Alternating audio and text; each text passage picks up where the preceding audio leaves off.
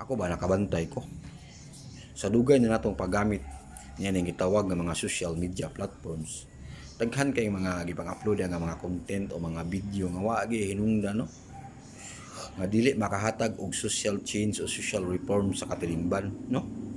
Pero bisag wa sila hinungdan, daghan kayo mo like o share o mo comment sa maong mga video, no. Kalibog ko anong ganahan sila mo like o mo comment sa maong mga video nga wa man ginagamit o di man sila makat-on, di sila maedukar anang maong mga content, no. Para ra man sa benepisyo sa ga-upload ni ana, no, nga nagpatagad ba nga para madaghan ang iyang audience o iyang viewers, no.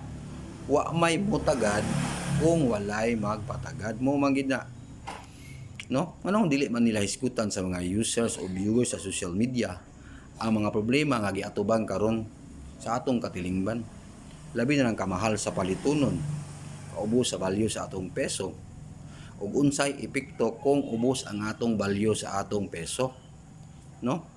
Ang social media gihimo ni siya for a good purpose, no, sa mga nag-create niini para to educate and to inform the society, no, for social reform from bad society into good society. Din lang tamangandoy ang better society kaya wa may perfect society sa kalibutan.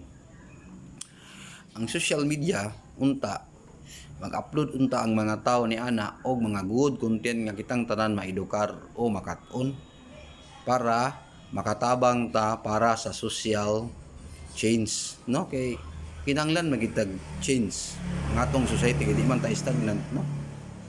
Kay kung mausab ang atong katilingban, daghan kaayo ang maayong mahimo itabo o mahimo nga nausab na ang katilingban, no, nga wala na yung mga kaayo yung mga social problem ba nga atong atubangon.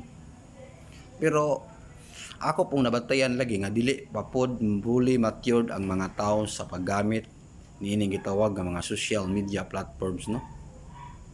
Kay ang ilang mga ganahan nga mga post sa kadaghanan sa mga users katumang mga bad content, no, para entertainment ba na o para asa ba na, wa ko kaibaw. O unsa po'y makuha nila ni ana kung mo like sila ni anang mga content nga mga way hinungdan, no. Dapat unta ang mga content nga i-upload o i-post sa mga influencer unsa pa man diha kana bang makahatag og edukasyon sa mga tao ba, makat-on sila para pod ang ubang tao makasabot ngano naay problema ang katilingban, nganong kinahanglan solbaron ang problema sa katilingban, di ba? Maayo nang inana, di ba? Dili kay mag-upload lang sila og para tagdon, wa may magpatagad kung wa lagi po'y mutagad mo lagi po na, no.